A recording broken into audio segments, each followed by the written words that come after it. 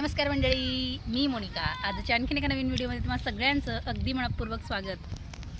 आज आम्ही बाहेर आलो आहोत. बाहेर म्हणजे देवदर्शनासाठी.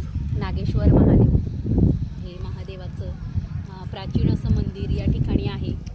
आणि पूर्वीच्या काळी महादेवाचं मंदिर असू देत किंवा दुसरं कुठलंही मंदिर असू देत, खाली वाकून मगच मंदिरात प्रवेश असायचा. तर त्याच पद्धतीनं हे मंदिर आहे.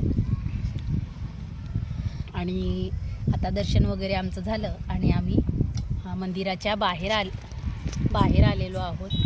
आणि या ठिकाणी आज कृष्ण जन्माष्टमीसुद्धा आहे.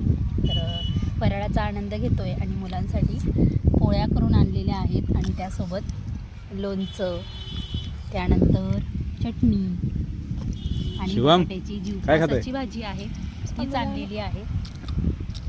तर आजूबाजूला हिरवळ अशी झालेली आहे. पाऊस